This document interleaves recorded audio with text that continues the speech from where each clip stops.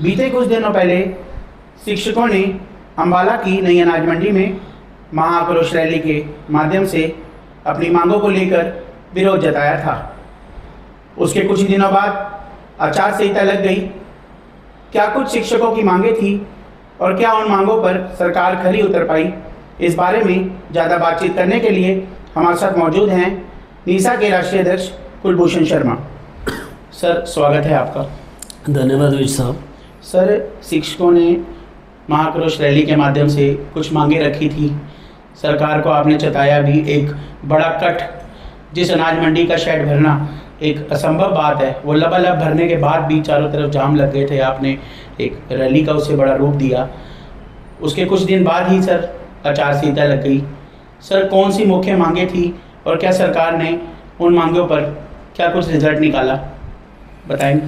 देखिए विज साहब, जैसे आपने कहा कि लबालब अनाज मंडी का शेड भरा हुआ था और शिक्षक, बहुत सारे हजारों शिक्षक ऐसे थे जो बाहर भी खड़े थे और बहुत सारी बसें हमारी, क्योंकि अम्बाला एक दूसरा कोना है, अगर झज्जर, रेवाड़ी, रोहतक और सिरसा ऐसे ज़िलों की आप बात करें तो कम से कम 6 से 8 घंटे लोगों को 7 घंटे पहुंचने में लगते हैं। तो बहुत सारे लोग समय पर नहीं भी पहुंच पाए थे क्योंकि 16 ज़िलों में बरसात भी थी।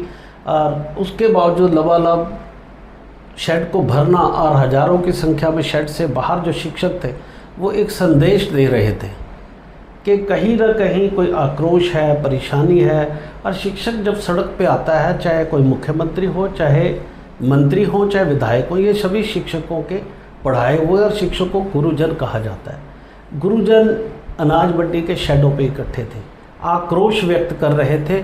और हमारे ही शहर के मंत्री के बहुत ही नज़दीक, मुझे लगता है बिल्कुल हमारे असीम गोयल जी को ये मैसेज पहुंचा होगा कि हज़ारों की संख्या में शिक्षक यहाँ इकट्ठे हो रहे हैं। और वो अक्सर मैं शिक्षकों के बीच में उनको देखता हूँ, लेकिन हमने सोचा भी था उनको भी हम ज्ञापन देंगे, लेकिन उन्होंने एक कार्यक्रम किया ड्राइवर्स का, नज़दीक में ही कार्यक्रम किया। और उसके बाद जब मैंने पता किया तो पता लगा कि वो उनको मेमोरेंडम नहीं दिया जा सकता, वो अवेलेबल नहीं है। तो हमने प्रशासन को दिया और उस आक्रोश पर किसी ने संज्ञान अभी तक गंभीरता से नहीं लिया। यदि शिक्षकों को गंभीरता से ना लेना एक बहुत बड़ा प्रश्न चिन्ह लगाता है कि सरकार संवेदनशील नहीं है, कहीं ना कहीं संस्कारों की भी कमी है। अगर संस्कारों की बात होती कि भी इतने शिक्षक खड़े हैं और वो आक्रोशित हैं, वो ग्रस्त हैं, त्रस्त हैं, तो इनको बुलाना तो वैसे ही एक संस्कारों की बात है कि भी शिक्षक ऐसा क्यों कर रहा है। क्या बात हो गई जो हमारे हरियाणा प्रदेश के शिक्षक सड़कों में बरसात में घूम रहे हैं, अनाज मंडी के शेड के नीचे गरज रहे हैं, अपनी बातें कह रहे हैं, उसके बाद भी प्रशासन की तो कोई जिम्मेदारी नहीं बनती। मैं साफ सी बात कहूँ, ये राजनीतिक जो लीडरशिप है, जो संवैधानिक पदों पे बैठे हैं, जिनको जनता ने चुना है, उनका फ़र्ज बनता था, लेकिन उन्होंने जो अनदेखी की, अब शिक्षक भी अनदेखी को अच्छी तरीके से शिक्षक गुरु होता है। ऐसा क्या हो गया कि गुरु जो हैं सड़कों पर उतर आए? देखिए, ये इनको पूछना चाहिए था। ये गुरुओं से ही होकर सारे जो है आज निकले हैं। और गुरुओं को अक्सर मैं देखता हूँ कि अवार्ड दे रहे होते हैं, कहते हैं आप बहुत सम्मानित वर्ग से आते हैं और गुरु जो है सर्वोपरि है। और हमारे उसमें कहा भी गया है कि गुरु गोविंद दो खड़े काके लागू पाए, बलिहारी गुरु आपने जिन गोविंद दियो मिलाए। लेकिन लगता है कहीं हमारे ही संस्कारों में कमी रह गई, जो हमारे बनाए हुए लोग, हमारे बनाए हुए प्रतिनिधि गुरु की महिमा को भूल गए। तो मैं लगता है कि कहीं ना कहीं गुरुओं में ही कोई संस्कार देने में कमी रही। लेकिन हमारी पार्टी भारतीय जनता पार्टी तो संस्कारों की बात करती है, संस्कार सिखाने की बात करती है। ये समय था शिक्षकों से बात करने का कि भाई क्या दिक्कत है जो आप सड़कों पे हैं। लेकिन अब जो अनदेखी की गई है या शिक्षकों को कमज़ोर समझा गया है, तो मैंने रैली में भी कहा था कि शिक्षक असामान्य होता है, कमज़ोर नहीं होता। उसकी सहन शक्ति को कमजोरी समझ लेना सबसे बड़ी भयंकर भूल होती है।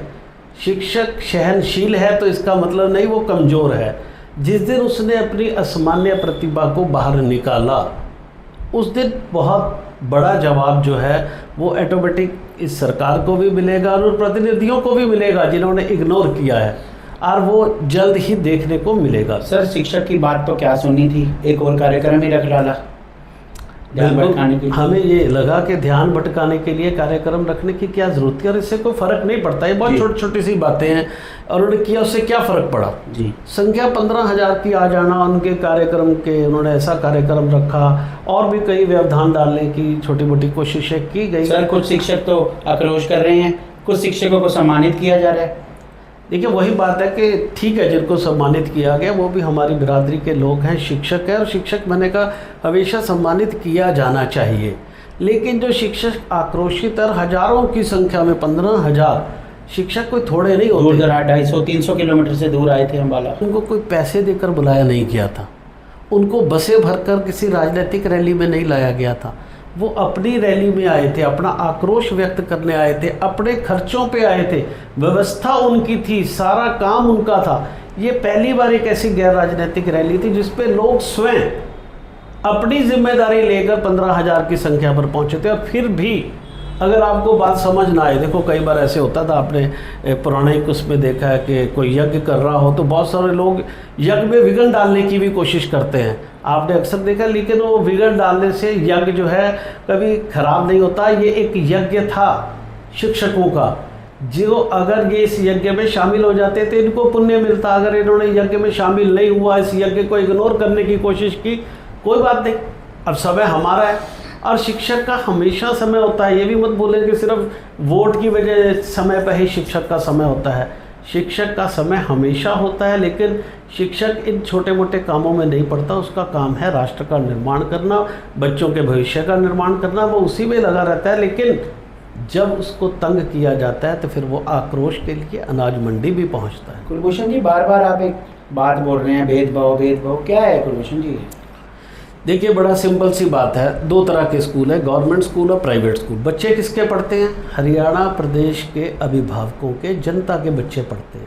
अब एक बच्चा सरकारी स्कूल में पढ़ता है, उसको मिड डे मील मिलता है, हम स्वागत करते हैं। उसको किताबें मिलती है, हम स्वागत करते हैं। उससे स्पोर्ट्स फंड नहीं लिया जाता, हम स्वागत करते हैं।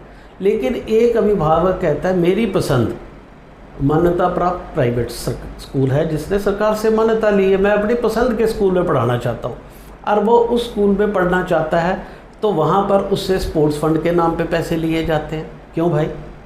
जब आपने वहाँ नहीं लिए तो क्या ये बच्चे जो है जब प्राइवेट स्कूल में आए तो किसी और देश के बच्चे बन गए क्या? क्या हमारे मंत्रियों की जिम्मेदारी, हमारे सरकार की मंत्रियों की जिम्मेदारी है, सरकार की जिम्मेदारी नहीं है कि इन बच्चों के प्रति भी संवेदना रखें, प्यार रखें, और इनके प्रति भी अपना प्रेम भाव रखें और समानता का व्यवहार करें? वहीं दूसरी नीति जो भेदभाव की मैं बता रहा हूँ, 18 साल के बच्चे, उनके लिए हैप्पी कार्ड दिया गया कि अगर वो 150 हैप्पी कार्ड की बड़ी चर्चा है आजकल लोगों के बीच। हाँ, 150 किलोमीटर, हम उसका भी स्वागत करते हैं। लेकिन हमारे छोटे बच्चे जो सैड हो गए, वो कह रहे हैं कि भाई बड़े भाई तो जो है 150 किलोमीटर की यात्रा कर सकते हैं, और मैं अगर स्कूल में जाता हूँ तो मेरे से 20 रुपये पैसेंजर टैक्स, क्या मैं यात्री हूँ?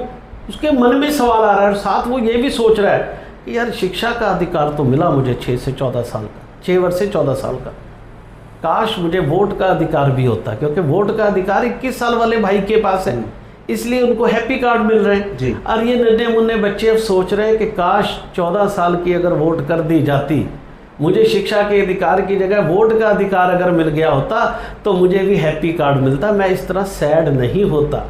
आज वो बच्चे सैड हैं, वो देख रहे थे असीम गोयल जी की तरफ के असीम गोयल जी ट्रांसपोर्ट मिनिस्टर बने हैं, युवा मंत्री हैं, कोई ना कोई तोहफा उनको भी देंगे, लेकिन उनके लिए तोहफा उनके थैले में से निकला ही नहीं। सर विधानसभा चुनाव का बिगुल बज गया है, कुछ ही अगले महीने जो है वोटिंग होनी है, तो वही फिर से वही बात दोहराऊंगा, क्या उधारी वोटों पर भारी रहेगी? बिल्कुल, हमारी उधारी से मैंने साफ एक बात कह दी, अगर आप बैंक की 2 महीने की किस्तें 1 महीने की नहीं देते, आपका सिंबल बिगड़ जाता है, और सिंबल बिगड़ने के बाद आपको कोई बैंक जो है लोन नहीं देता। तो पार्टी ने अपना सिंबल खराब कर लिया। अभी भी समय है, हमारे पैसों को जो अफसर दबाए बैठे हैं या कोई नेता दबाए बैठा है, जो भी जिम्मेदार है तुरंत उसको रिलीज करें, अदरवाइज सिंबल खराब हो चुका है, वोट नहीं पड़ेगी। हमारे 134 की उधारी तुरंत उतारे, नहीं तो पड़ेगी भारी। तो ये थे कुलभूषण शर्मा, जिन्होंने एक बार फिर दोहराते हुए पहले भेदभाव की बात बताई, फिर हैप्पी कार्ड के जिक्र में भी सरकार की नाकामी को बताया, वहीं दूसरी तरफ उन्होंने एक बार फिर चेता दिया कि अगर नहीं उतारी हमारी उधारी तो वोटों पर पड़ेगी भारी। धन्यवाद।